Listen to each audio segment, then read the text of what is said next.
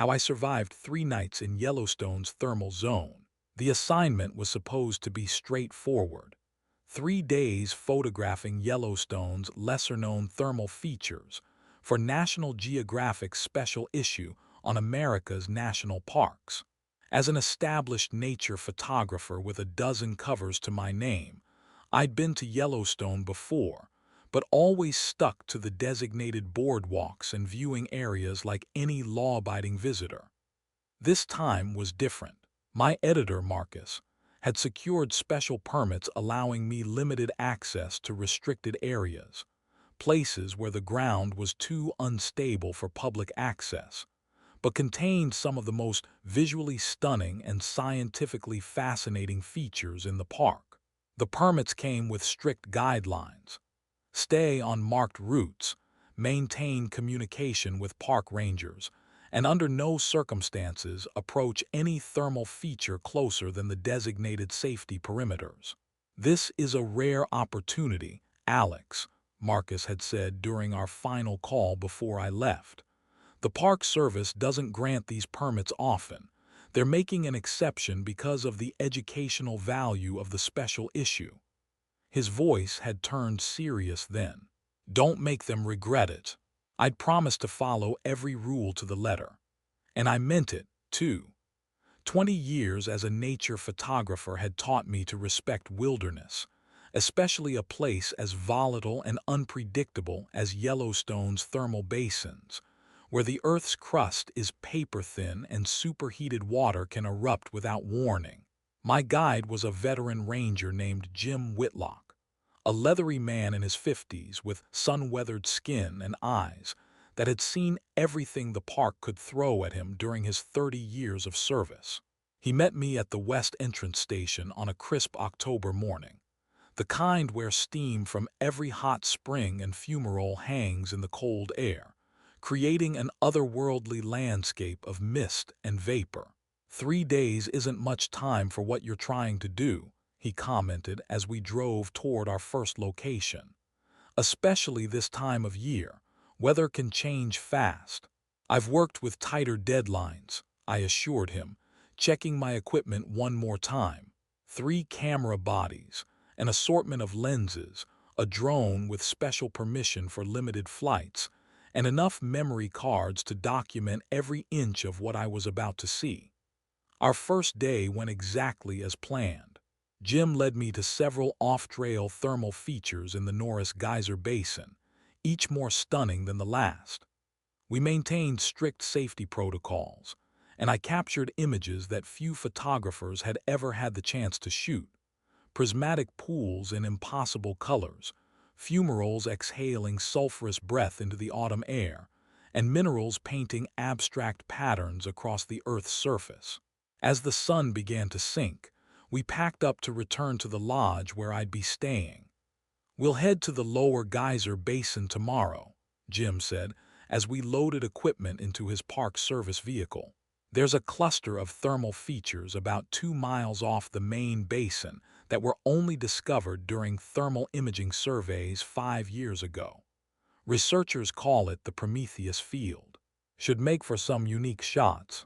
That evening, I reviewed the day's work in my room, selecting the best images to back up and send preliminary samples to Marcus. I was just about to call it a night when my satellite phone buzzed. A text message from Jim: "Weather alert. Storm moving in tomorrow afternoon. May need to adjust schedule. Meet at 6 a.m. instead of 8. I acknowledged the message and set my alarm accordingly. The weather was always the wild card in outdoor photography, especially in the mountains. But a challenge like this was precisely why photographers like me were sent on assignments like this: the ability to adapt and still deliver exceptional work. If only I'd known then what adapting would really entail in the next 72 hours. Morning arrived with a heavy gray sky threatening snow earlier than the forecast had predicted. Jim looked concerned as I met him at the park vehicle. "Storm's accelerated," he said curtly. "We've got maybe 6 hours before it hits, and it's looking worse than they thought. Park management is considering closing the roads by mid-afternoon.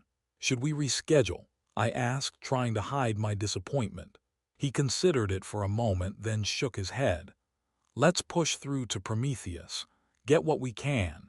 We can always cut the day short if conditions worsen. We drove in relative silence, the heater blasting against the unusual October cold. As we passed through the main tourist areas, I noticed the park was nearly empty. A combination of the off-season timing and the approaching storm had scared away most visitors. The lower geyser basin was eerily quiet as we parked and unloaded our day packs. Jim checked in with dispatch via radio, confirming our location and estimated return time. Then he led me off the main boardwalk and onto a restricted access trail that wasn't much more than an occasional marker and trampled vegetation. This area isn't just restricted because of thermal dangers, Jim explained as we hiked. The soil composition is unique here. Extremely fragile microbiotic crusts that can take decades to recover from a single footprint. That's why even researchers only come out here a few times a year. After about an hour of hiking, the landscape began to change subtly. The forest thinned, revealing patches of barren ground dotted with steaming vents. The smell of sulfur grew stronger, and the sound of bubbling mud pots echoed through the trees. "Welcome to Prometheus," Jim announced as we crested a small rise. The view took my breath away. Before us lay an otherworldly basin about the size of a football field, filled with a dozen or more thermal features unlike any I'd seen before. The colors were more intense, shifting from deep metallic blues to copper oranges and vibrant reds. Steam rose in twisting columns that seemed almost solid in the cold air, and the ground itself appeared to breathe, rising and falling in subtle pulses around several of the larger pools. "This is incredible," I whispered, already reaching for my camera. "It's also dangerous as hell," Jim warned. "The ground here is thinner than anywhere else in the park. Thermal imaging shows magma only a few thousand feet down instead of the usual 5 to 10 miles. That's why the colors are so intense, higher mineral content and temperature." He pointed to a series of metal stakes with bright orange ribbons waving in the steam-heated breeze. "That's our absolute perimeter. Not one step beyond those markers. I'm serious, Alex. The crust can be inches thick in some spots." I nodded solemnly, understanding completely. One misstep in Yellowstone's thermal areas could mean plunging into water hot enough to dissolve human flesh in minutes. For the next few hours, I photographed the Prometheus field from every angle the safety perimeter would allow. Jim occasionally guided me to different vantage points, always watchful of both the unstable ground and the darkening sky above. The clouds had lowered significantly and the temperature was dropping rapidly. "We need to wrap up," Jim finally said, checking his watch. "Storm's coming faster than expected." I nodded, capturing a few final shots before beginning to pack my gear. That's when we heard it, a low rumble that at first I mistook for distant thunder, but Jim's expression told me it was something else entirely. "Earthquake," he said tersely, eyes scanning the thermal field. "Small one, but—" He never finished the sentence. A second, stronger tremor shook the ground beneath us, and a horrifying sound, like tearing fabric but magnified 100-fold, ripped through the basin as a fissure opened between us and the path back to the vehicle. Steam erupted from the newly formed crack, and several of the thermal pools began to bubble violently. The beautiful but deadly features I'd been photographing were awakening to the seismic activity, their delicate balance disturbed. "We need to move now," Jim shouted over the hissing steam. "Alternative route, follow me." He turned away from our original path, leading me along the edge of the basin toward what appeared to be a game trail through denser forest. I followed without question, clutching my camera bag to my chest, heart pounding with the realization of how quickly the situation had deteriorated.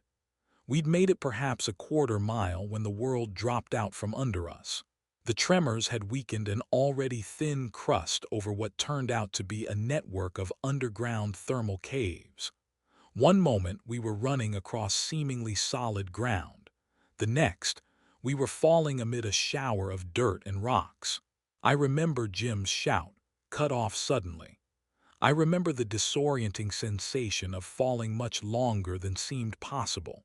And I remember the impact, not with scalding water as I'd feared in that eternal moment of descent, but with a surprisingly solid stone floor. Then darkness took me, and the real nightmare began. I awoke to darkness and the taste of blood in my mouth. For several disorienting moments, I couldn't remember where I was or what had happened. My head throbbed, and every breath drew in air so thick with sulfur and mineral stenches that it made me gag. Reality returned in fragments. The assignment, Prometheus Field, the earthquake, the ground giving way beneath us. Jim and I had fallen through the Earth's crust into whatever lay beneath Yellowstone's thermal features, a place no human was meant to be. "Jim," I called out, my voice sounding strange in the darkness.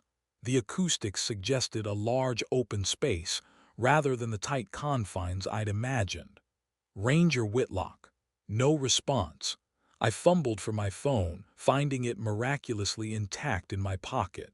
The screen illuminated a scene from some geologist's fevered dream. I lay on a smooth stone shelf about 10 feet wide, which appeared to be part of a much larger cavern system. The ceiling above, where we had fallen through, was at least 30 feet up, a jagged hole now letting in faint gray light from the stormy sky above.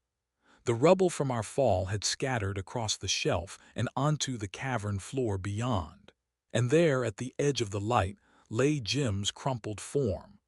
I scrambled to him, ignoring the pain flaring in my right ankle. He was breathing but unconscious, a nasty gash across his forehead explaining why. His radio lay shattered beside him, and his pack had torn open, spilling supplies across the stone. After confirming he had no spinal injuries, I managed to move him away from the edge of the shelf, using my jacket as a pillow for his head. Basic first aid was the extent of my wilderness medical knowledge, but I cleaned and bandaged his wound as best I could with supplies from his kit. With Jim stabilized, I took stock of our situation. My camera equipment, remarkably, had survived with minimal damage thanks to the padded case.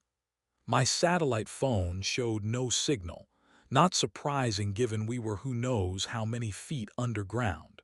Jim's pack contained emergency rations, a first aid kit, 2 emergency thermal blankets, a flashlight, water purification tablets, a multi-tool, and a paper map of Yellowstone that would be useless in this uncharted underworld. The cavern around us was unlike anything I'd ever seen, even in National Geographic documentaries about cave systems. The walls weren't ordinary rock, but a complex mosaic of multicolored mineral deposits, whites, yellows, oranges, and blues layered like some impossible geological cake. In places, the mineral formations had created structures resembling frozen waterfalls or elaborate draperies. Most concerning, however, was the heat. While not immediately life-threatening, the temperature was uncomfortably high, suggesting proximity to the hydrothermal systems that fed Yellowstone's surface features. Small vents in the walls released wisps of steam, and in the distance, I could hear the ominous gurgle of moving water, possibly superheated and laden with dissolved minerals. I wasn't a geologist or volcanologist, but even I understood the basics of what lay beneath Yellowstone, a massive magma chamber that fueled one of the world's largest volcanic systems. We had fallen into part of the plumbing system that connected that infernal heat to the surface features, a place as beautiful as it was deadly.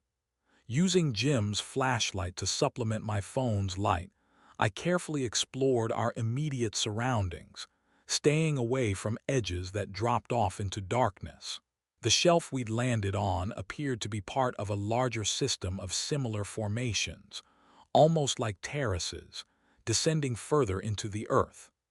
In the distance, pools of water glowed with an unnatural blue luminescence that illuminated portions of the massive cavern. After about an hour of waiting and hoping Jim would regain consciousness, I faced a difficult decision. We were trapped with no way to climb back up to the surface, no communication with the outside world, and limited supplies. The storm above would likely prevent any immediate search efforts, and even if rescuers came, would they think to look for us beneath the surface? Jim groaned, his eyes fluttering open. What? Where? Easy, I said, helping him sit up slowly. We fell through the ground in the thermal area. We're in some kind of cave system under Yellowstone. He blinked, wincing as awareness of his injury returned. How long was I out? About an hour, I think. How are you feeling? Like I went head to head with a bison, he muttered, gingerly touching the bandage on his forehead. And lost. Despite his attempt at humor, I could see the gravity of our situation registering in his eyes as he scanned our surroundings. No radio signal, I'm guessing, he asked. I shook my head. Yours broke in the fall. My satellite phone can't connect either. He nodded grimly. They'll organize a search when we don't check in, but with the storm. He didn't need to finish the thought. Even under ideal conditions, finding two people in Yellowstone's 3,000 square miles would be challenging. With a storm raging and no way to communicate our location, we were on our own. Jim struggled to his feet, wobbling until I steadied him. We can't stay here, he said after surveying our predicament. That opening could collapse further, and we're too close to active thermal areas. The gases alone could kill us if concentrations increase. So we move, but where? He pointed toward the glowing blue pools in the distance. Water means there might be a way to the surface. Hydrothermal fluid has to go somewhere. If we follow the flow downstream, away from the source, we might find a way out. It was a desperate plan based on limited knowledge of a completely unmapped environment, but it was all we had. We gathered what supplies we could, using my camera bag to carry the essentials, and began our journey deeper into Yellowstone's underworld. The path down from our ledge was treacherous. Mineral deposits made for slippery footing, and the poor lighting meant testing each step before committing our weight. Jim moved slowly, clearly suffering from his head injury though trying not to show it. My ankle throbbed with every step but didn't appear to be broken. As we descended, the environment grew more alien. The blue pools I'd seen from above turned out to be superheated thermal features similar to those on the surface, but more intense. Their colors more vibrant, their activity more vigorous. Mineral formations around these pools had created structures reminiscent of frozen fountains, terraced basins, and delicate crystal gardens, all illuminated by that strange blue bioluminescence. It's not actually the water that's glowing, Jim explained when I asked, his ranger's educational instinct seemingly automatic even in our dire situation. It's thermophilic bacteria, organisms that thrive in extreme heat, same kinds that create the colors in grand prismatic spring. But these appear to have evolved differently in isolation. How is any of this possible? I wondered aloud. A cave system this large should be documented, studied. Jim shook his head, immediately regretting the motion. The geology under Yellowstone is constantly changing. These caverns might have formed recently, geologically speaking, or they've been here but were inaccessible until that earthquake opened a connection to the surface. We paused to rest after what must have been 2 hours of careful progress. My phone battery was down to 60%, so I used it sparingly, relying mostly on Jim's flashlight. The temperature had increased noticeably, and we'd both sweat through our clothes despite the October chill we'd left behind on the surface. "We need to find water," Jim said. "Drinkable water. The thermal pools are too hot and too toxic." As if answering his concern, I noticed a trickle of water running down one wall of the cavern, condensation from the cooler rocks above meeting the heated air below. We collected it using an empty water bottle from Jim's pack, adding purification tablets just to be safe. The water tasted metallic but was cool enough to drink. Our path continued downward, following what appeared to be a natural drainage channel where multiple thermal pools overflowed and ran together. The combined flow had carved a twisting course through the mineral deposits, creating a surreal landscape of terraced pools descending into darkness. The farther we went, the more I noticed something odd about some of the mineral formations. Where most were clearly the result of natural processes, mineral-laden water cooling and depositing its dissolved load, others seemed almost deliberate, structures that resembled crude steps or platforms, smooth-sided channels that directed water flow with suspicious efficiency. "Jim," I said, pointing to one such formation, "does that look natural to you?" He studied it for a long moment, swaying slightly from his injury. "No," he finally admitted, "it doesn't, but who could have?" His voice trailed off as we rounded a corner and came face to face with absolute proof that we weren't the first humans to enter this underground world. There, carved directly into the mineral-encrusted wall of the cavern, was a petroglyph, a stylized human figure surrounded by wavy lines that might represent water or heat. The carving was weathered and partially obscured by newer mineral deposits, but unmistakably human-made. "That's impossible," Jim whispered, reaching out to touch the ancient artwork with trembling fingers. "The indigenous peoples of this region didn't have cave art traditions like this." "Could it be more recent?" I asked. "Early explorers, miners?" He shook his head. "Look at the mineral deposition over it. That's taken hundreds, maybe thousands of years to form." We pressed on, now finding more evidence of human presence. Additional petroglyphs showing strange, elongated figures, geometric patterns, and what might have been maps of the cave system. All were partially obscured by later mineral growth, confirming their age.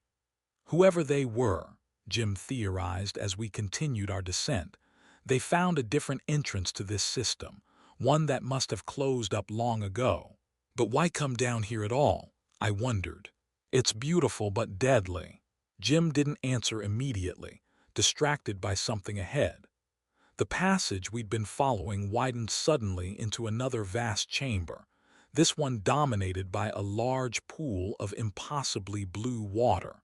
Unlike the smaller thermal features we'd passed, this pool was relatively calm, its surface broken only by occasional bubbles rising from its depths. Most striking, however, was what surrounded it. A complete circle of stone pillars, clearly shaped by human hands, encircled the pool at regular intervals. Each was covered in carvings similar to those we'd seen earlier but more elaborate. Between the pillars, what appeared to be stone benches created a continuous ring around the water. "It was a sacred site," Jim murmured, all momentarily overriding our predicament. "Some prehistoric culture must have discovered this place and incorporated it into their religious practices." I approached one of the pillars, camera in hand despite our situation. Some documentarian instinct wouldn't let me pass up recording this archaeological treasure, even as another part of my mind screamed that we needed to focus on survival. The carvings told a story, though one I couldn't fully interpret. Humanoid figures descended from above.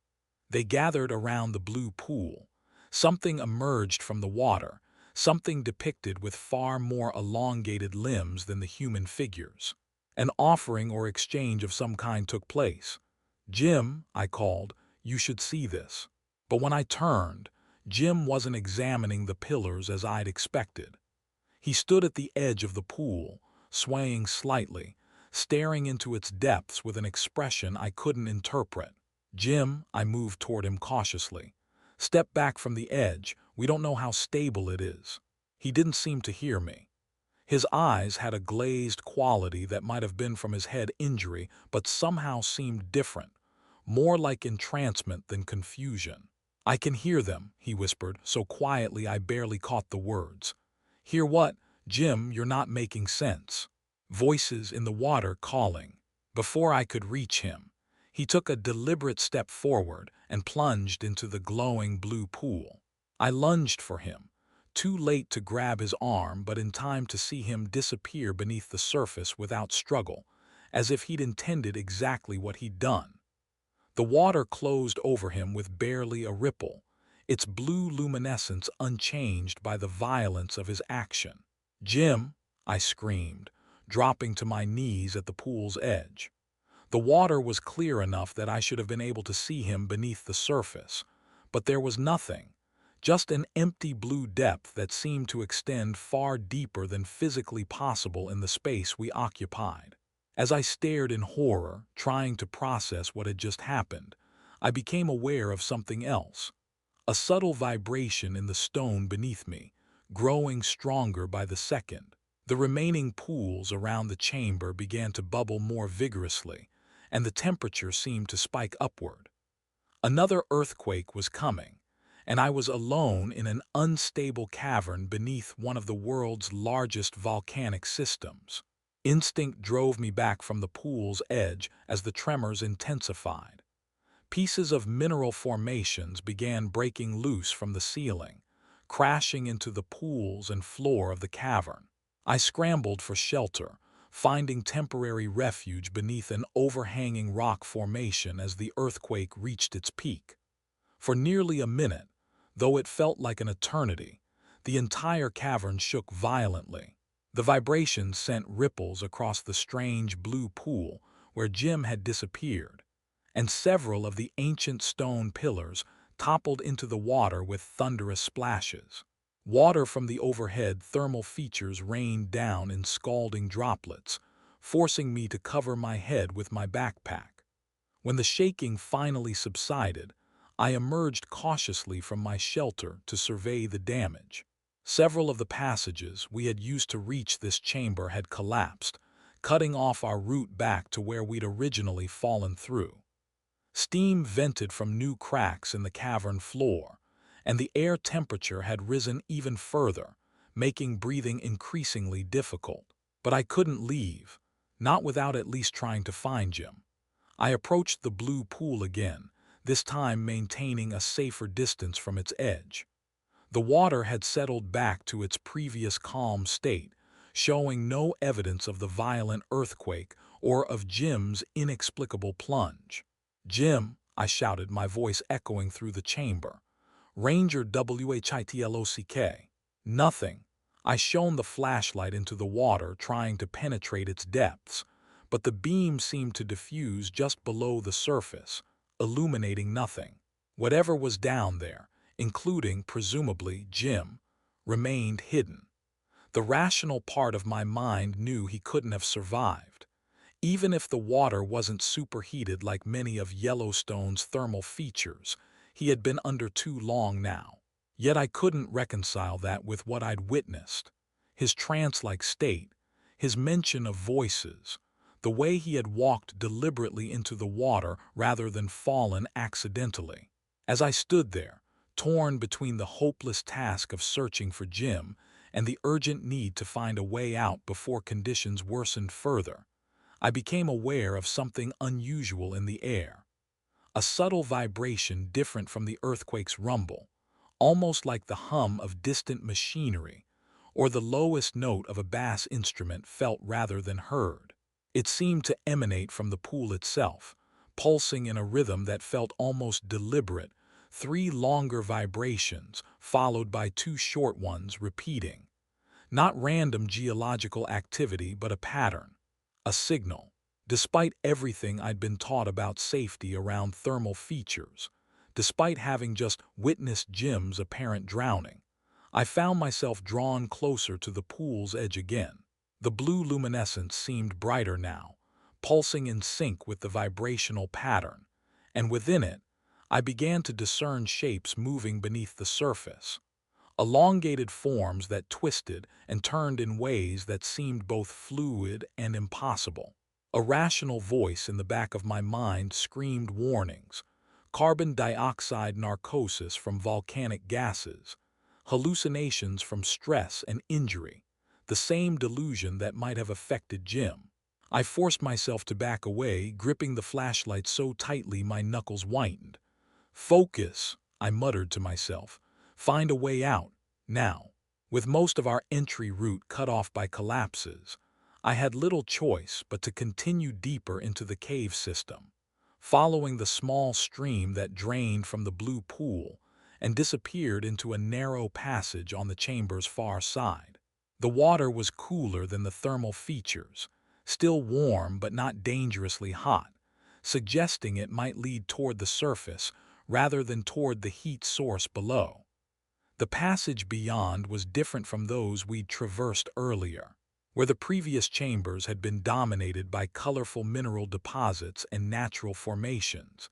This tunnel showed clearer signs of human modification: smoothed walls, an almost level floor despite the downward slope, and occasional small niches that might once have held clay lamps or offerings. My flashlight beam caught more petroglyphs here, better preserved than those we'd seen earlier.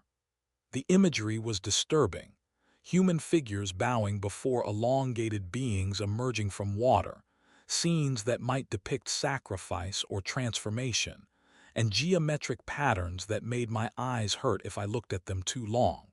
The air grew more breathable as I continued, the sulfurous smell diminishing and the temperature dropping to merely uncomfortable rather than oppressive. The stream beside me ran clearer as well, leaving behind the mineral content that had clouded it near the pool. After what must have been an hour of careful progress, the passage widened into another chamber, smaller than the one with the blue pool, but equally astounding in its own way. This space appeared to be entirely artificial, a perfectly circular room with a domed ceiling, its walls covered in the same unsettling petroglyphs, but arranged in what seemed to be deliberate panels, like pages in a book or frames in a film. At the center of the chamber stood a stone platform, and on it rested an object so incongruous that at first I couldn't process what I was seeing. It appeared to be a suit of some kind, not modern diving equipment, but not ancient artifacts either. The material resembled leather, but with an iridescent quality that shifted colors as my light played across it. The design was vaguely humanoid, but proportioned wrongly. Limbs too long and jointed in strange places, the head elongated into an almost amphibian shape. I approached it cautiously, camera forgotten in the face of this inexplicable discovery. The suit, if that's what it was, showed no signs of decay despite its apparent age, and up close, I could see it was decorated with symbols similar to those on the walls, inlaid with what looked like mother of pearl or some similar material. What was this? Ceremonial garb from some unknown indigenous culture, an elaborate hoax.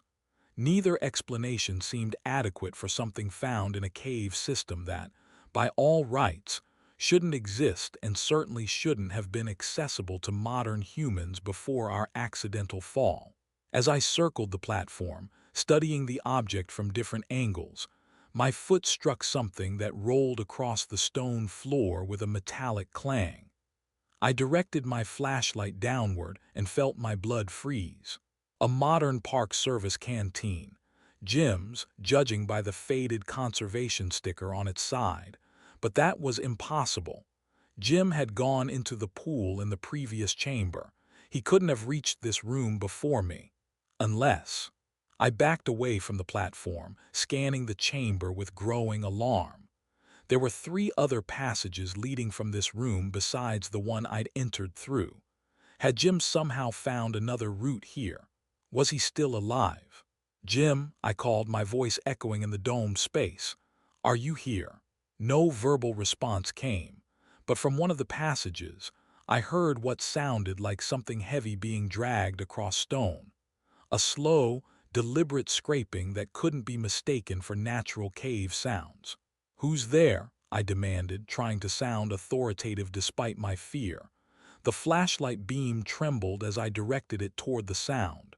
The scraping stopped. For several heartbeats, silence reigned. Then, from the darkness beyond my light's reach came a sound that haunts me still.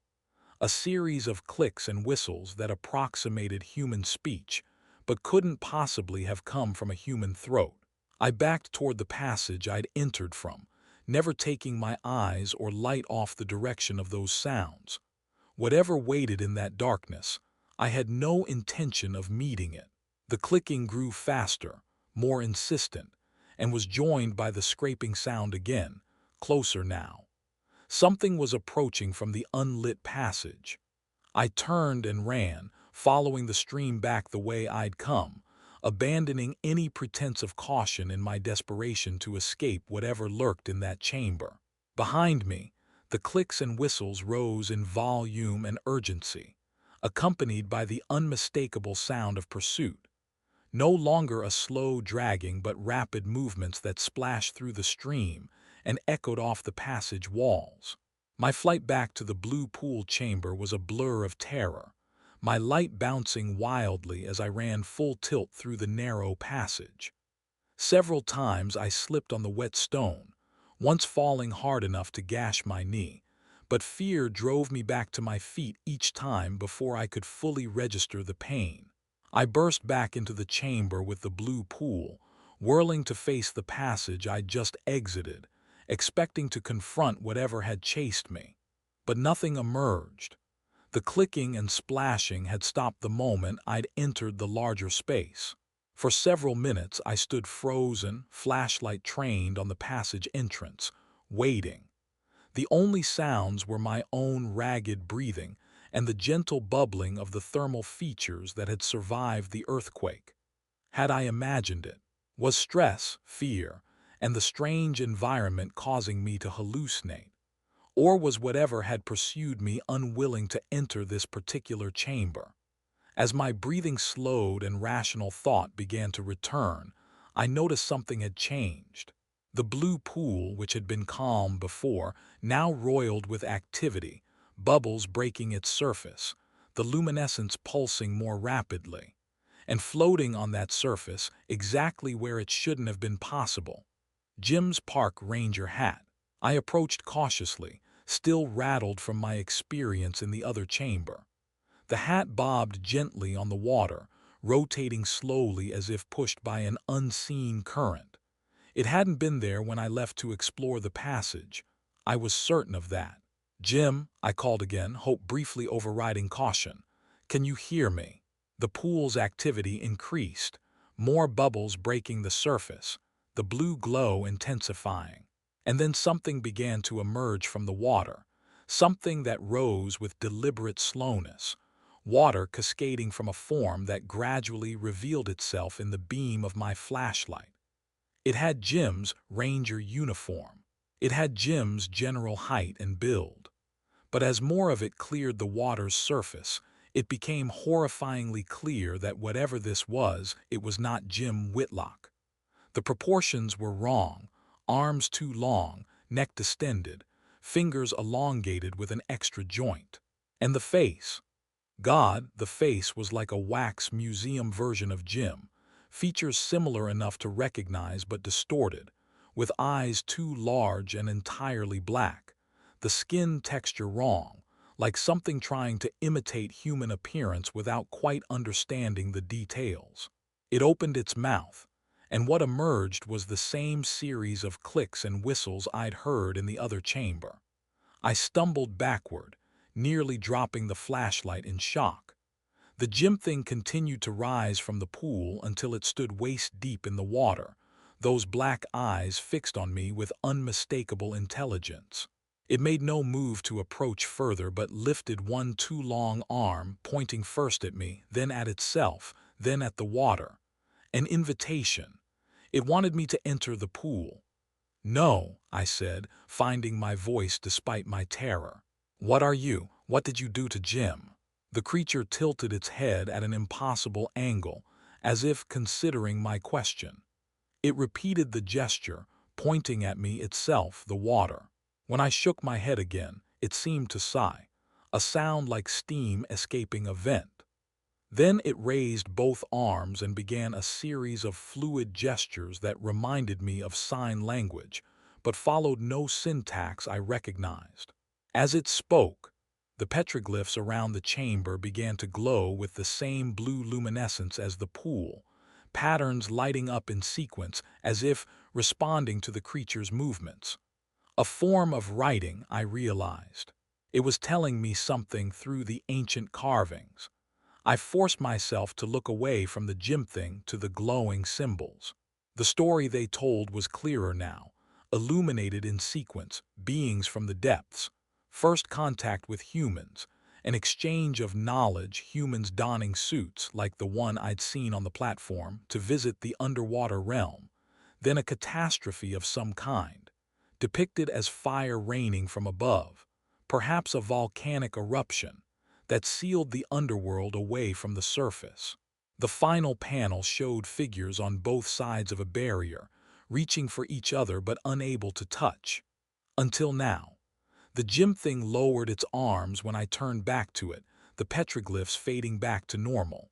It stood watching me, those black eyes unreadable, its two long fingers moving gently as if stirring the water around it. "You're saying your people have been trapped down here," I said, not expecting it to understand English but needing to process what I was seeing. "Since some prehistoric eruption, and now the earthquakes have reopened the connection." To my shock, the creature nodded, a jerky, unpracticed motion, as if it had observed the human gesture but rarely performed it. It pointed again at the pool, then at me. "I can't," I said, backing away further. "I'm not like Jim. I need to get back to the surface." The creature tilted its head again, then slowly raised a hand from the water. In its elongated fingers, it held something small and reflective, Jim's Park Service badge. It tossed the badge onto the stone floor near my feet, then pointed to one of the other passages leading from the chamber, different from the one I'd explored. A trade, the badge for directions. I picked up the badge carefully, half expecting it to be a trap, but the creature made no move toward me. The metal was warm and slick with some residue from the pool, but unmistakably Jim's, his name clearly visible beneath the emblem. "Is he alive?" I asked, looking from the badge to the creature. It made that steam-escaping sound again, then slipped beneath the surface of the pool without answering, leaving only expanding ripples to mark where it had been. Alone again in the chamber, I sank to the ground, overwhelmed by what I'd just experienced. My rational mind struggled to incorporate what I'd seen into any framework that made sense.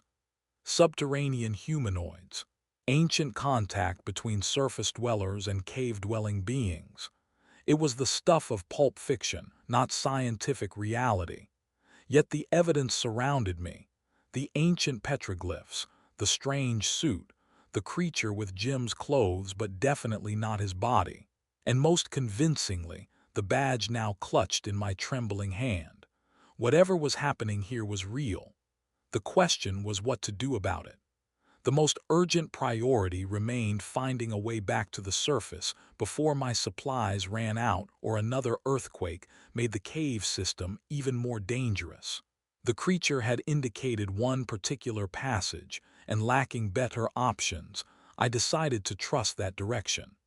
Before leaving, I used what remained of my phone's battery to photograph everything. The pool, the glowing petroglyphs, the chamber itself.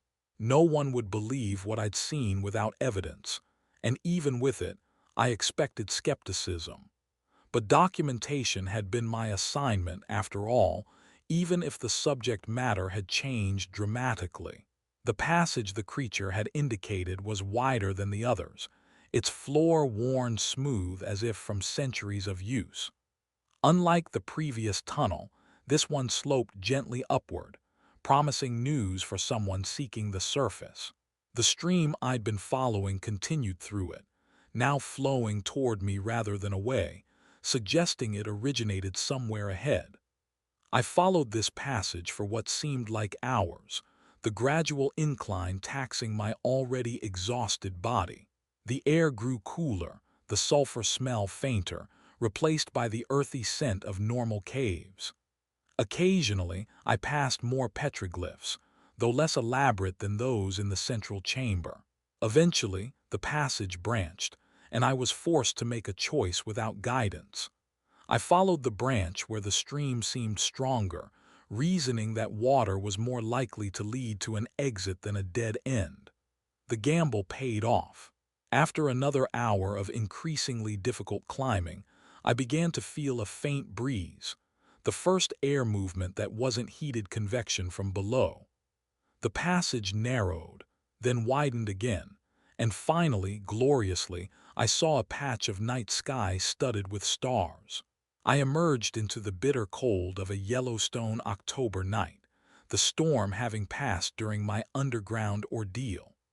The exit was a small cave opening on a wooded hillside, the stream bubbling out beside me to join a larger creek below. I had no idea where in the park's vast acreage I was, but I was out, alive and relatively unharmed. My relief was short-lived, however. As I stood orienting myself to the stars, trying to determine direction, I heard it again, that distinctive clicking and whistling sound, coming from just inside the cave entrance. I spun, raising the flashlight, its beam now pitifully dim as the batteries failed. There, at the very edge of the light, stood a figure. Not the gym thing from the pool, but something similar. Humanoid but wrong, its proportions elongated, its movements fluid in ways human joints shouldn't allow. It wore no clothing or disguise, its skin a mottled gray-blue that glistened wetly in the faint light. It made no move to approach, remaining just inside the cave entrance as if reluctant or unable to venture fully into the open air. Instead, it raised one long-fingered hand in what might have been a gesture of farewell. Then it was gone, slipping back into the darkness too quickly for my fading light to track. I stood frozen, staring into the empty cave entrance, wondering if I'd imagined the encounter. But the clicked farewell still echoed in my ears, too distinct to be geological noise or wind through rock formations. They were real. They were here. And now, I realized with growing horror, they had a way back to the surface after what must have been millennia of isolation. I needed to reach civilization, to warn someone. The earthquake hadn't just dropped Jim and me into their world. It had opened a door for them to enter ours. The October night air bit through my sweat-dampened clothes as I stumbled down the hillside, away from the cave entrance and whatever might follow from it. My outdoorsman's training warred with blind panic, the former telling me to stop, make shelter, and survive until morning, the latter screaming to put as much distance as possible between myself and that narrow opening into another world. Training one, barely. As the adrenaline surge faded, I became acutely aware of my exhaustion, dehydration, and the rapidly dropping temperature. Hypothermia would kill me just as dead as any subterranean horror, and more quickly. I found a defensible position where a fallen tree created a natural windbreak, gathering what dry materials I could find for a small fire. The lighter from Jim's emergency kit was a lifesaver.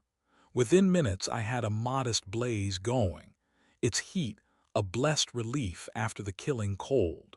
As feeling returned to my extremities, I took stock of my situation. The camera gear had survived, including memory cards with photographic evidence of what I'd seen. Jim's badge was in my pocket, along with my now-dead phone. The rest of our supplies were minimal, a few emergency rations, the nearly empty water bottle, a basic first aid kit, and the failing flashlight. More concerning was my location.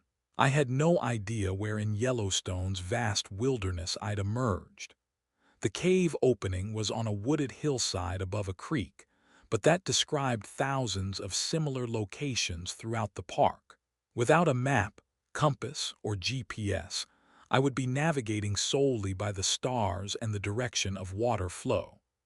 Basic wilderness knowledge told me to follow the creek downstream, as moving water eventually reaches larger bodies of water where human settlement is more likely. But that assumed normal circumstances, not an emergency in the nation's first national park with unknown creatures potentially emerging from underground. I needed to reach a ranger station, a visitor center, or at least a marked trail. And I needed to warn someone about what was happening beneath Yellowstone's apparently tranquil surface.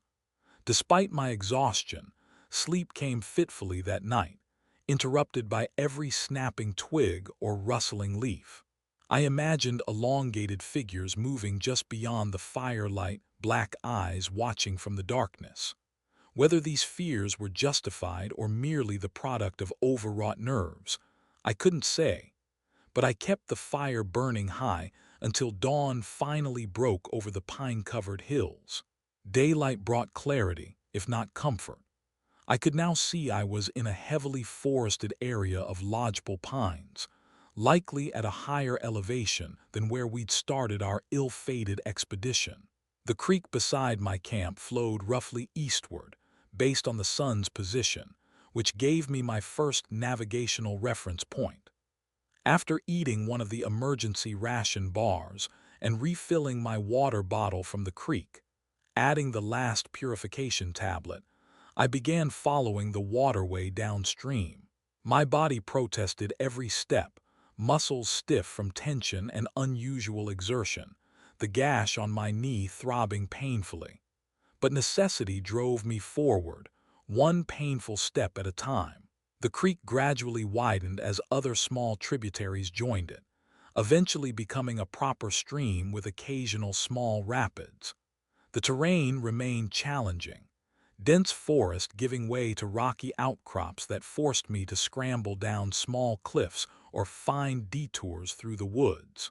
By midday, I'd seen my first hopeful sign, a faded orange trail marker nailed to a tree, indicating I'd reached one of the park's backcountry hiking routes. The trail roughly paralleled the stream, making for easier walking than the uneven stream bed I'd been following. Better yet, trails led to roads, which led to help. I paused to rest on a fallen log, allowing myself a moment to reflect on what had happened and what I would say when I reached civilization. The rational, career-minded part of me understood that talking about subterranean humanoids would likely end with me in psychiatric evaluation, rather than being taken seriously. Without Jim to corroborate my story, I had only my photographs and his badge as evidence. And yet, I couldn't simply say nothing. If these creatures were indeed finding their way to the surface after millennia of isolation, didn't the public deserve warning? Didn't scientists need to know about a potentially undiscovered species living beneath one of the most studied geological features in North America? My contemplation was interrupted by a sound that made my heart leap, the distant but unmistakable thrum of helicopter rotors. A search party. Of course they would be looking for us after we'd failed to return or check in during the storm. I hurried to a clearing visible through the trees, waving my arms frantically as the helicopter appeared over a distant ridge. Whether they spotted me or were simply searching a grid pattern, the aircraft changed course, heading directly toward my position. The helicopter, a Park Service rescue model, circled once before setting down in the clearing, its downdraft whipping through my filthy hair and clothing. Two rangers in full search and rescue gear jumped out, approaching cautiously as the pilot kept the rotors turning. "Alex Mercer," one shouted over the noise. I nodded emphatically, almost collapsing with relief. "Where's Ranger Whitlock?" the other asked, scanning the area behind me. I shook my head, unable to form words that could possibly explain what had happened to Jim. They exchanged concerned glances before helping me aboard. One handed me a thermal blanket and a canteen of fresh water while the other spoke into a radio, confirming they'd found me but not Jim. As the helicopter lifted off, carrying me back toward civilization and safety, I stared down at the wilderness below. Somewhere down there was the entrance to a world I'd never imagined existed, inhabited by beings that defied conventional understanding. And Jim, or whatever now wore his form, was among them. What would I tell the authorities? How could I explain what had happened without sounding deranged? The questions tumbled through my exhausted mind as the helicopter banked toward what I presumed was park headquarters. I must have dozed off during the flight, the sleepless night and physical trauma finally overwhelming my anxiety. I woke to a gentle shaking as one of the rangers informed me we'd arrived at the park's emergency medical facility. The next few hours passed in a blur of medical examinations, debriefings with park officials, and repeatedly recounting what had happened, or at least, the version I decided they could handle. I told them about the assignment, the earthquake, falling into an extensive cave system, and becoming separated from Jim during subsequent tremors. I mentioned the ancient petroglyphs, suggesting they indicated previous human knowledge of the caves. I did not mention living creatures, Jim's impossible emergence from the pool, or the figure at the cave entrance. When asked directly about Jim's whereabouts, I said only that he'd fallen into an underground pool and I'd been unable to recover his body. It wasn't entirely untrue. My story was met with appropriate concern and sympathy, but also skepticism about the extent of the cave system I described. One geologist questioned whether hypoxia or head trauma might have affected my perception of time and distance underground. "We know about the thermal caves in that region," he said during one debriefing, "but nothing on the scale you're describing. The underlying geology doesn't support it." I offered my camera as evidence, but to my horror, when they checked the memory cards, most of the underground photos were corrupted, showing only digital artifacts or partial images too distorted to make out clearly. Whether from heat, moisture, or some property of the caves themselves, my photographic evidence was largely useless. The few intact images showed only the initial chambers we'd fallen into, nothing of the more incredible features I'd encountered deeper in the system, and certainly nothing of the inhabitants. Only Jim's badge, still in my pocket, remained as tangible proof of my experience. When I produced it during questioning, the mood in the room shifted perceptibly. "We'll need to keep that as evidence," said the lead ranger, suddenly more formal, "for the investigation into Jim's disappearance." I surrendered it without protest, knowing it would raise more questions than it answered. Without context, it was simply the badge of a missing ranger, not proof of an underground civilization. By evening, I'd been transferred to a small hospital in West Yellowstone for overnight observation, diagnosed with minor injuries, dehydration, and exhaustion. A sympathetic nurse brought me real food, the first I'd had since before entering the cave, and assured me that the search for Jim was continuing, with specialized cave rescue teams being assembled. "Don't worry," she said kindly, adjusting my IV. "If he's down there, they'll find him." I didn't have the heart to tell her they were looking for someone who no longer existed, as they had known him. After she left, I lay awake staring at the ceiling, replaying the events of the past 2 days in my mind. Had I really seen what I thought I'd seen? Or was the geologist right? Had lack of oxygen, stress, and possible head trauma caused me to hallucinate or misinterpret normal cave features? The rational explanation was tempting, comforting even. But Jim's badge had been real, and the feeling of being watched from the darkness, the clicking speech of the creatures, the impossible way the gym thing had moved. These memories remained too vivid, too consistent to dismiss. Sleep eventually claimed me but brought no peace. In my dreams, I was back in the blue pool chamber, watching as more and more figures emerged from the water, some wearing the forms of park rangers, others tourists, all moving with that same wrong fluidity, all with those same black, depthless eyes. They formed a circle around the pool, raising their two long arms in some form of ritual, the petroglyphs pulsing in rhythm with their movements.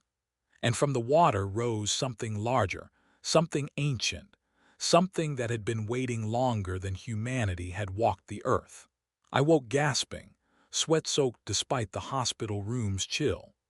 Outside my window, dawn was breaking over the mountains, painting the sky in shades of pink and gold that belied the darkness I'd encountered beneath that same landscape. A doctor arrived shortly after, checking my vitals and declaring me stable enough for discharge later that day, pending final approval. He was followed by two men in National Park Service uniforms, more formal than the standard ranger gear, indicating higher rank. Mr. Mercer, the older of the two, began after introducing himself as Deputy Superintendent Carson. We'd like to ask you a few more questions about your experience, if you're feeling up to it. I nodded, immediately sensing this wasn't a standard follow-up. Their demeanor was too controlled, their attention too focused. You mentioned unusual petroglyphs in your report, Carson continued. Could you describe them in more detail? I did so, watching their reactions carefully.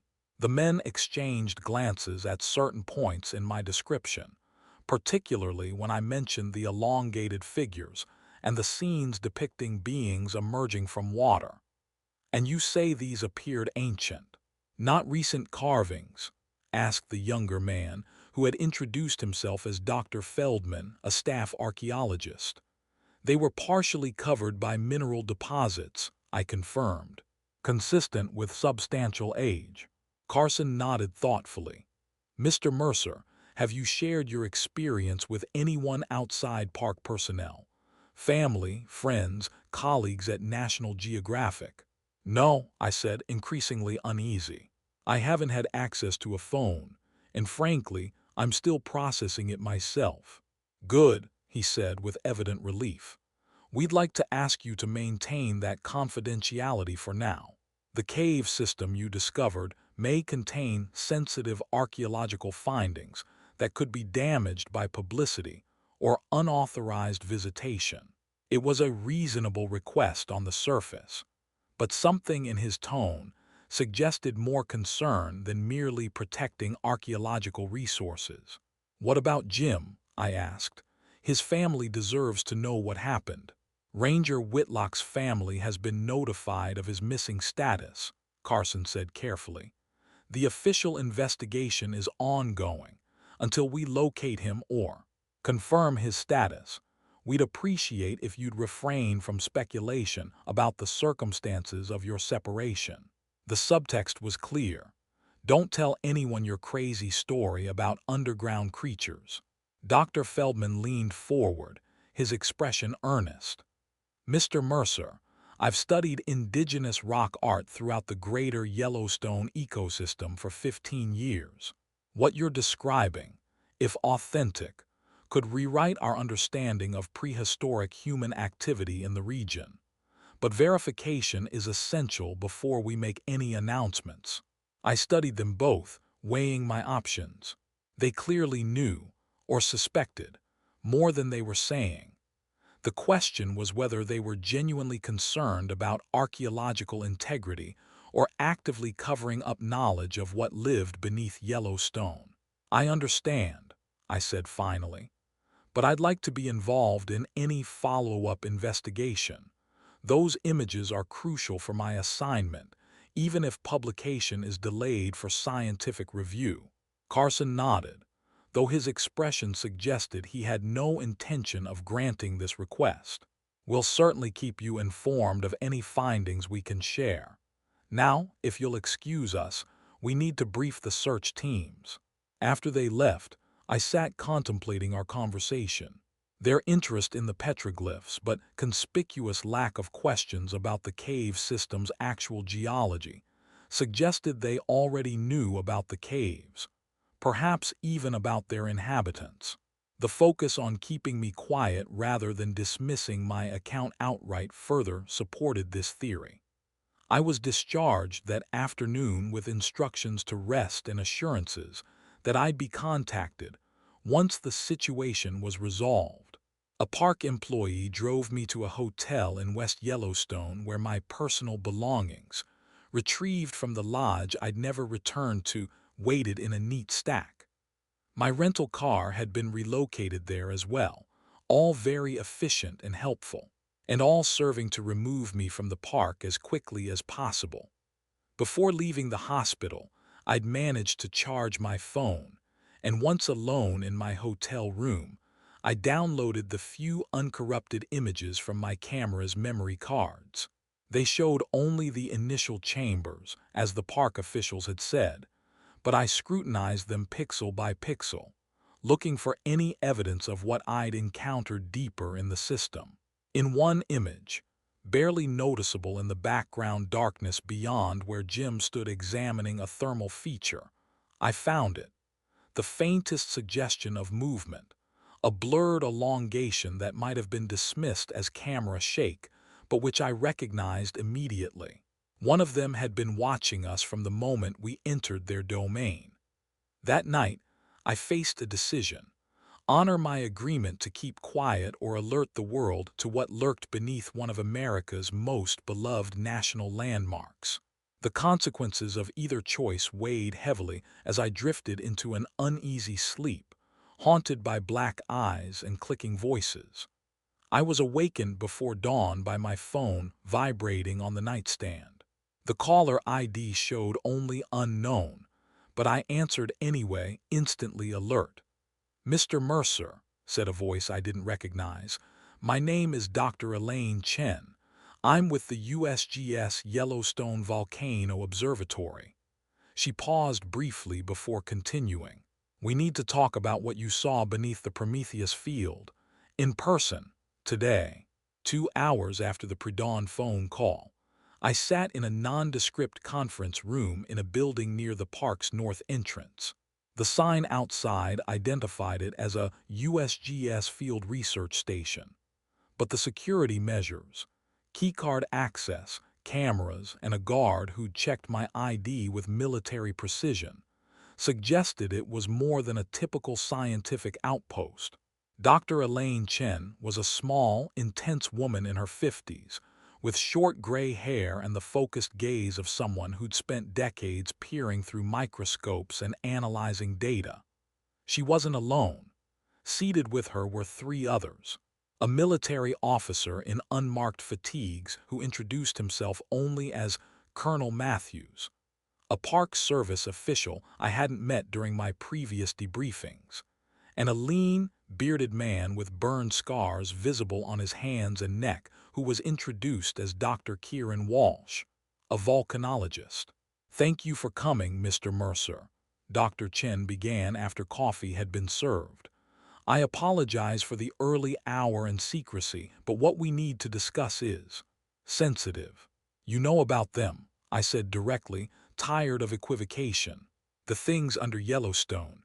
You've known all along." The 4 exchanged glances, a silent communication passing between them. Finally, Colonel Matthews nodded almost imperceptibly, and Dr. Chen sighed. "Yes," she admitted. "We know. We've known since 1978.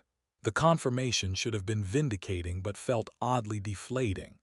So I'm not crazy, or suffering from underground gas exposure, or hallucinating from trauma." "No, Mr. Mercer, you're not," Dr. Walsh spoke up, his voice bearing a slight Irish accent. "What you encountered is very real, though your understanding of it is likely incomplete." "Then explain it to me," I challenged, leaning forward. "What are they, what happened to Jim, and why is this being kept secret?" Dr. Chen opened a folder and slid a photograph across the table. It showed a petroglyph identical to ones I'd seen in the underground chambers, but this image was clearly taken on the surface, on a rock face partly covered by lichen and weathered by exposure.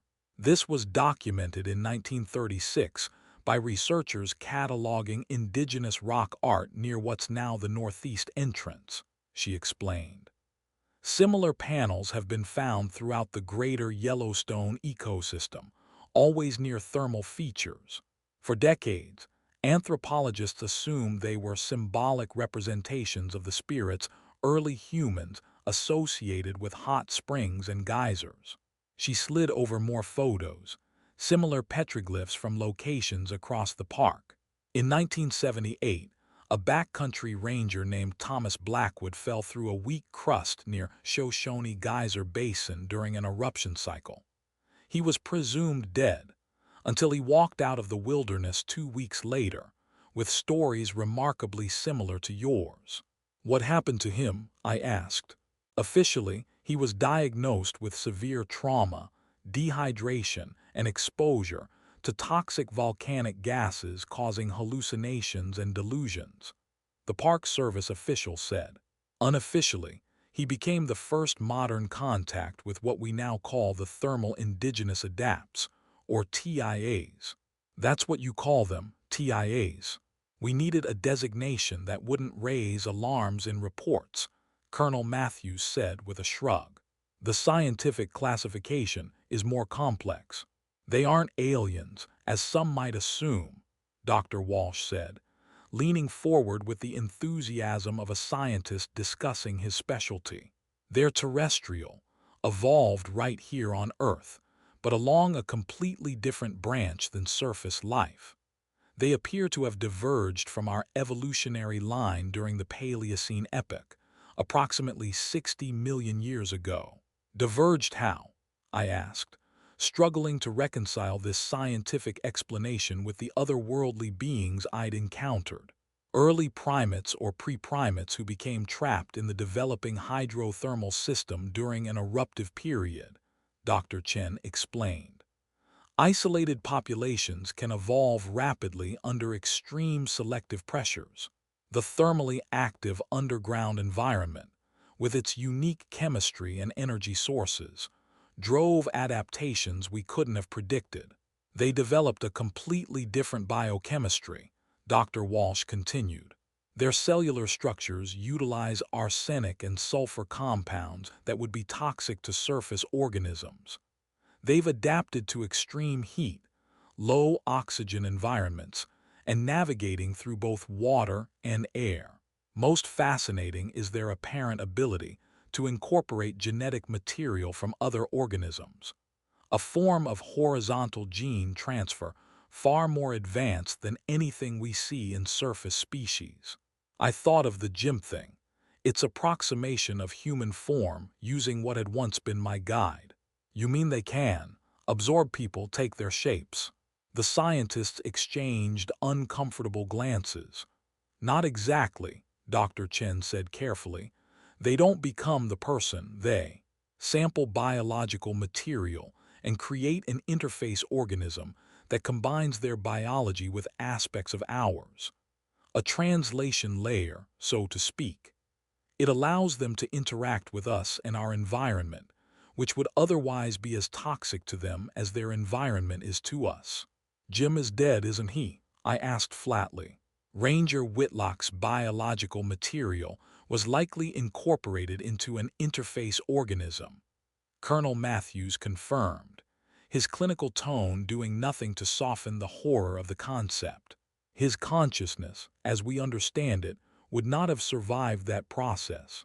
I sat back, absorbing this. Despite having witnessed it firsthand, having the reality confirmed and explained in such clinical terms was jarring. Why are you telling me this now?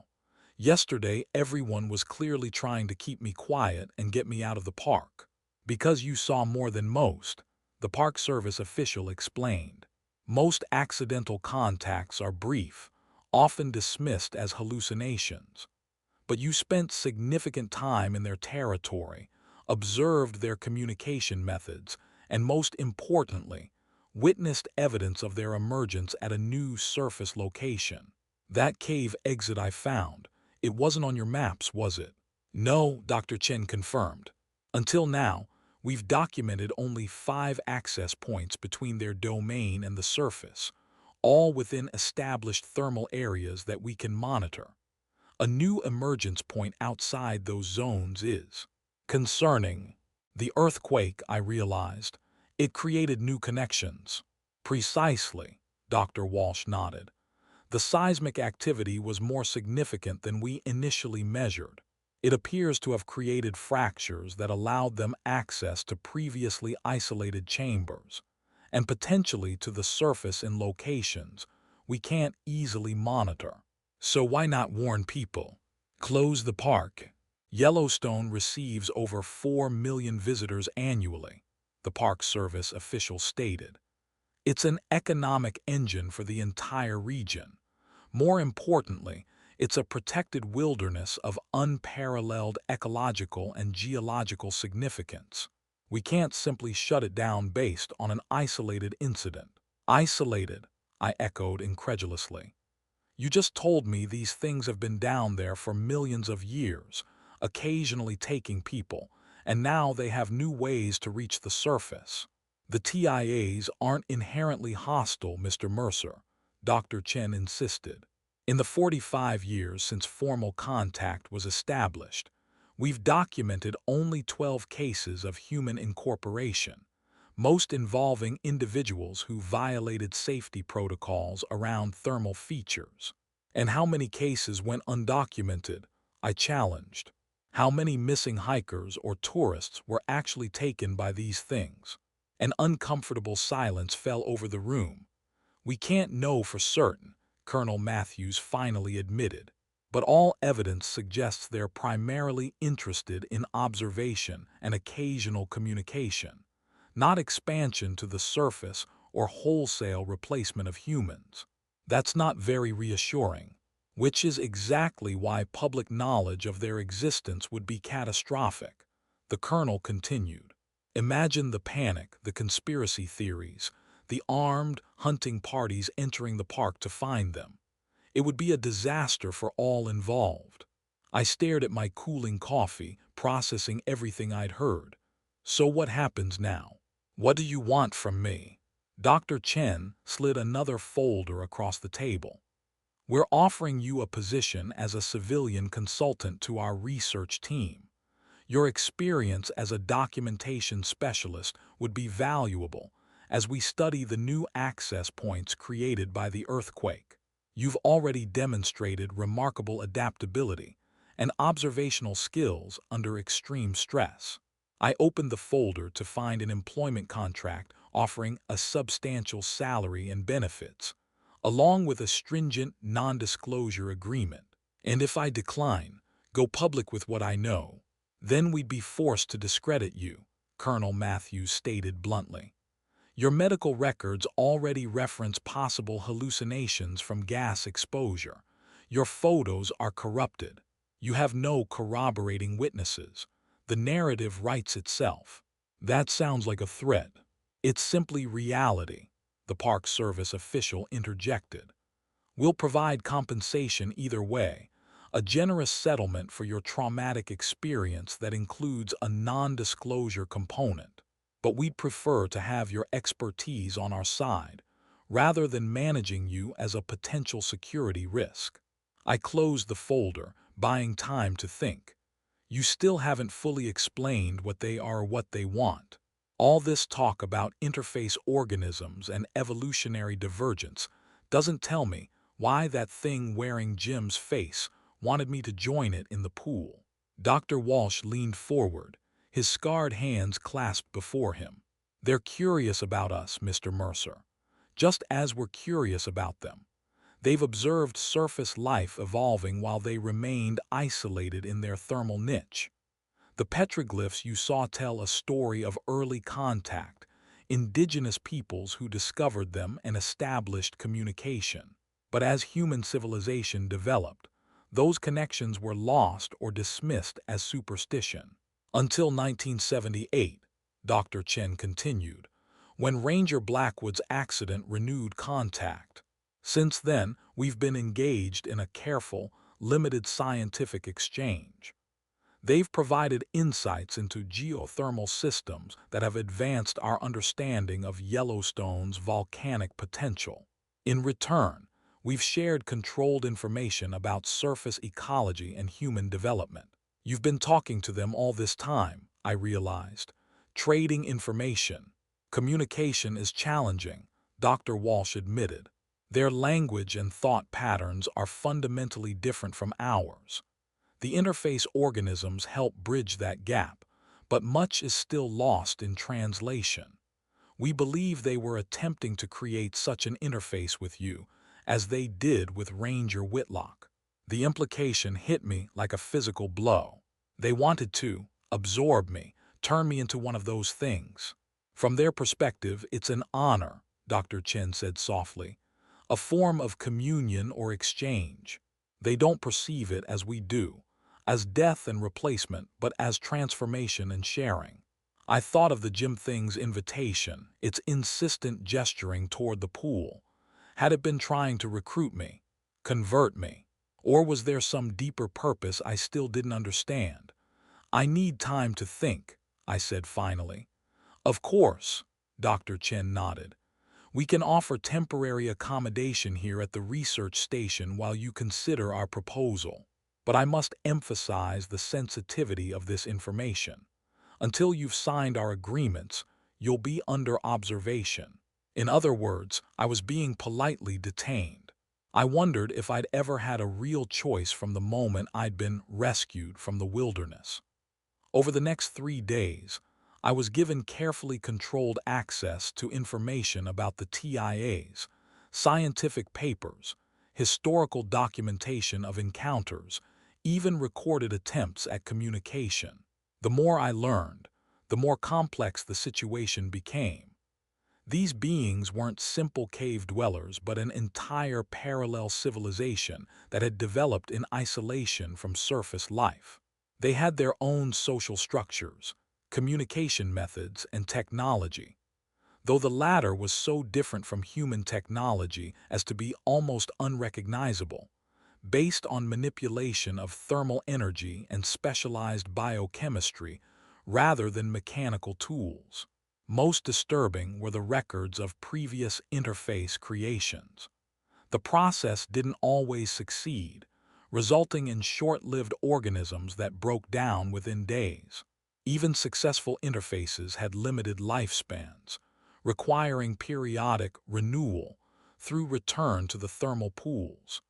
The Jim Thing I'd encountered might already be deteriorating, its borrowed human aspects failing as the underlying TIA biology reasserted itself. On the 4th day, Dr. Walsh invited me to observe an actual communication session with a TIA interface. In a specialized chamber deep within the research facility, I watched as scientists interacted with something that had once been human, but now served as a conduit between two worlds. The interface, formerly Dr. Martin Cheng, a geologist who had volunteered for the process 15 years earlier, according to Walsh, retained a vaguely human appearance but showed the same elongated proportions and fluid movements I'd observed in the Jim Thing. Its black eyes tracked us as we entered, head tilting at that unnatural angle I remembered all too well. Scientists communicated with it through a combination of simplified sign language, written symbols projected on screens, and occasional vocalizations that approximated the clicking speech I'd heard underground. In return, the interface responded with its own signs and clicks, which were recorded and analyzed by specialized software. "What are they saying?" I asked Dr. Walsh as we observed from behind one-way glass. "They're concerned about the earthquake," he replied. "It disrupted some of their thermal regulation systems. They're asking about the stability of the magma chamber. They're worried about an eruption." They're as dependent on the volcanic system as we are threatened by it, he explained. A catastrophic eruption would destroy their habitat just as it would devastate the surface ecosystem. They've actually helped us develop better monitoring systems for the Yellowstone caldera. As I watched the session continue, a terrible realization dawned on me. Dr. Cheng volunteered, you said, but Jim didn't. Neither did I. Walsh shifted uncomfortably. The TIAs don't fully grasp our concept of individual autonomy. They're a collective consciousness to some degree, not a hive mind exactly, but far less individualistic than humans. The distinction between voluntary and involuntary incorporation isn't meaningful to them. It's meaningful to us, I said coldly. Yes, he acknowledged. Which is why we've established protocols to prevent accidental contact, protocols that failed when that earthquake opened new passages. After the demonstration, I was escorted back to my temporary quarters to continue deliberating over my decision. That night, unable to sleep, I stood at the window of my room, staring out at the dark silhouettes of mountains against the star-studded sky. Somewhere beneath that wilderness was another world, inhabited by beings that had evolved alongside us but entirely apart, ancient, alien, yet undeniably of this earth.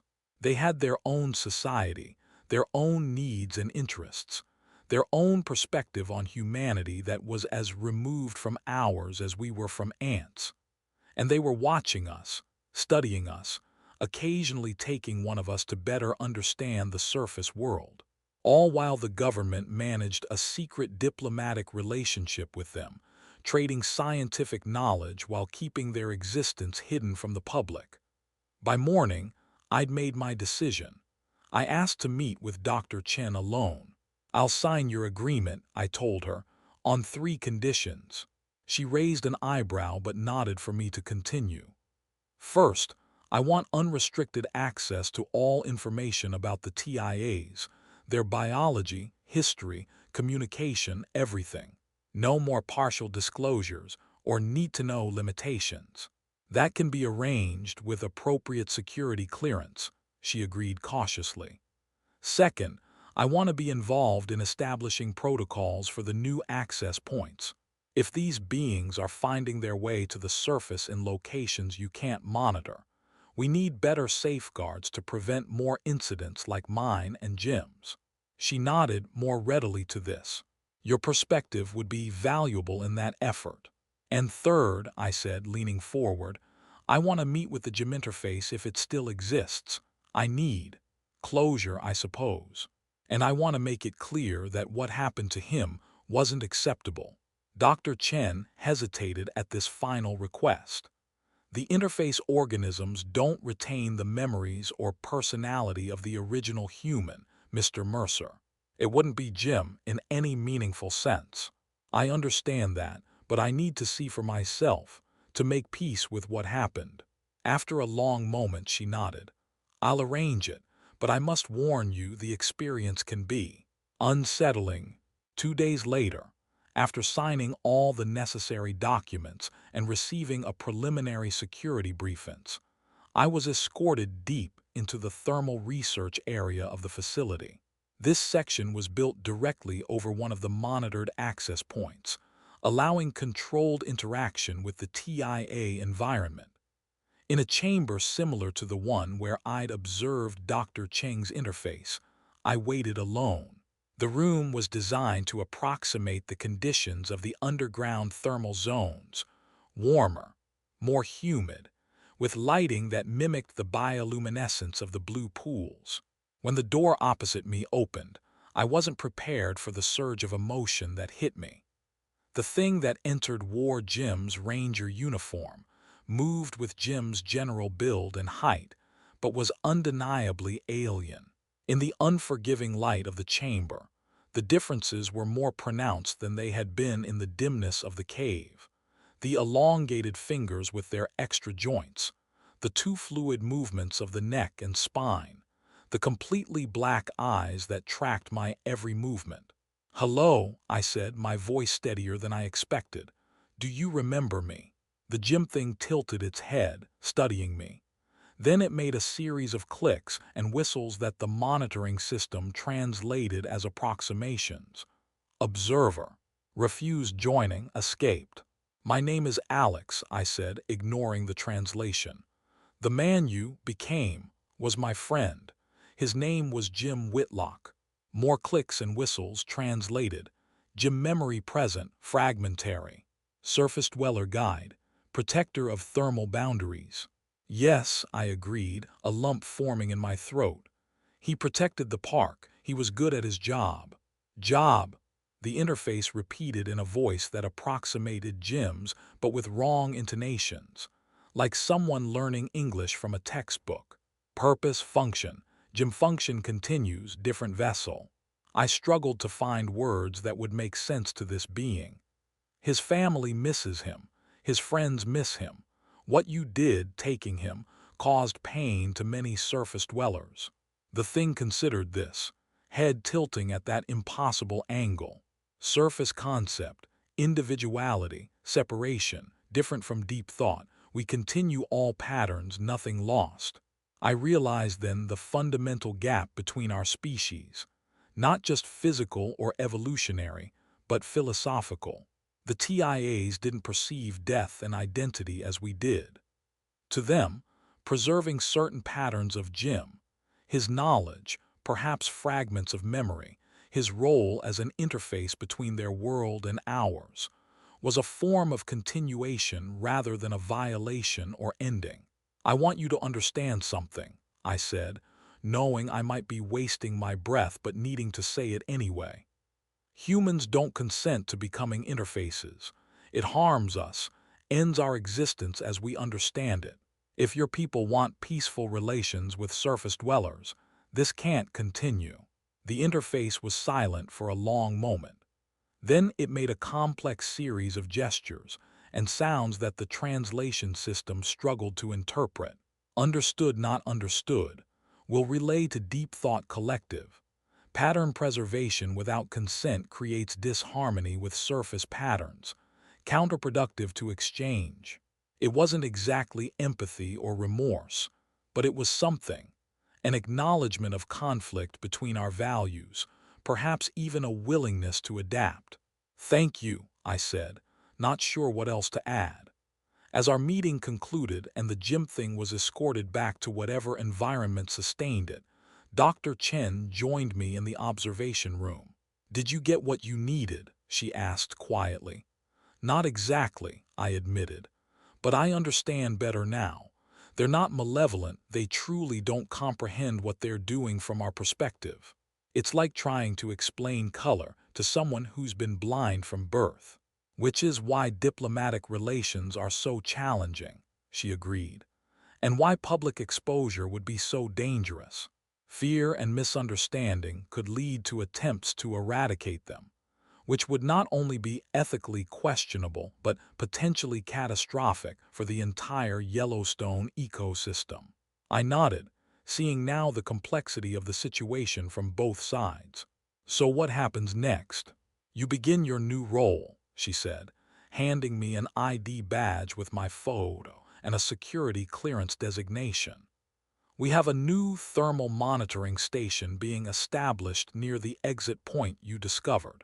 Your experience will be invaluable in creating appropriate safety protocols. And the broader issue, these beings finding new ways to the surface. That's a longer conversation," she admitted, "one we should have with the full research team." In the months that followed, I became fully integrated into what I learned was called Project Prometheus, the government's classified program for monitoring and managing interaction with the thermal indigenous adapts. My role focused on documentation and developing communication strategies that might better bridge the vast conceptual gaps between our species. I never returned to National Geographic. My original assignment was completed by another photographer, with a carefully edited version of my images that showed only the approved thermal features of Prometheus Field. The official story maintained that Jim Whitlock had been lost in a thermal accident, technically true, if profoundly incomplete. Jim's family received full benefits and honors for a ranger lost in the line of duty.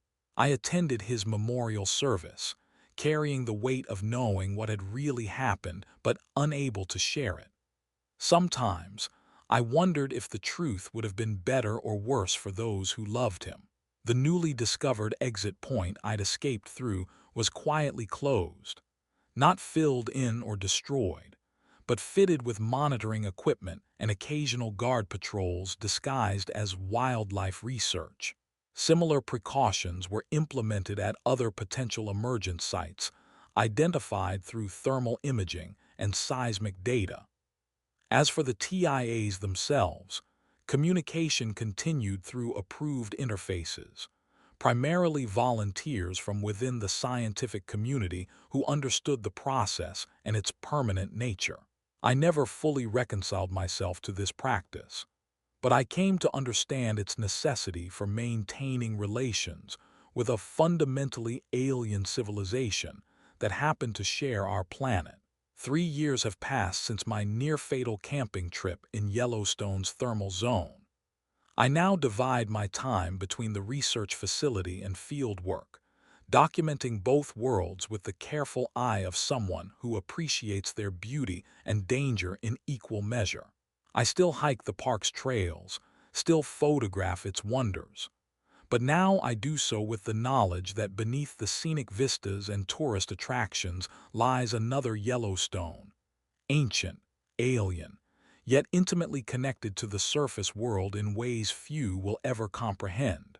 When visitors crowd around Old Faithful or marvel at Grand Prismatic Spring, I sometimes catch myself scanning their faces, looking for the telltale signs of an interface, the slightly wrong proportions, the too fluid movements.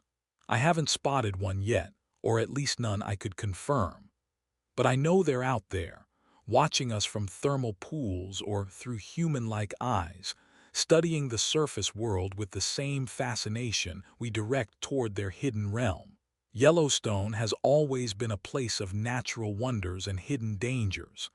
Signs everywhere warn visitors to stay on boardwalks, to not approach wildlife, to be careful around thermal features. Danger, they proclaim. Unstable ground, scalding water, toxic gases. What they don't say, what they can never say, is that the true danger isn't falling in, but what might reach up to pull you down, or what might emerge, wearing a familiar face but harboring an ancient alien consciousness behind human-like eyes. So if you visit Yellowstone, enjoy its beauty, respect its power, and if a ranger seems odd, movements too fluid, gaze too fixed, speech patterns slightly wrong, simply smile, keep your distance, and continue on your way. Some mysteries of the natural world are better left undisturbed, and some camping trips, as I learned all too well, can become deadly mistakes. We can offer temporary accommodation here at the research station while you consider our proposal. But I must emphasize the sensitivity of this information. Until you've signed our agreements, you'll be under observation. In other words, I was being politely detained. I wondered if I'd ever had a real choice from the moment I'd been rescued from the wilderness. Over the next 3 days, I was given carefully controlled access to information about the TIAs, scientific papers, historical documentation of encounters, even recorded attempts at communication. The more I learned, the more complex the situation became. These beings weren't simple cave dwellers but an entire parallel civilization that had developed in isolation from surface life. They had their own social structures, communication methods, and technology, though the latter was so different from human technology as to be almost unrecognizable, based on manipulation of thermal energy and specialized biochemistry rather than mechanical tools. Most disturbing were the records of previous interface creations. The process didn't always succeed, resulting in short-lived organisms that broke down within days. Even successful interfaces had limited lifespans, requiring periodic renewal through return to the thermal pools. The gym thing I'd encountered might already be deteriorating, its borrowed human aspects failing as the underlying TIA biology reasserted itself. On the fourth day, Dr. Walsh invited me to observe an actual communication session with a TIA interface in a specialized chamber deep within.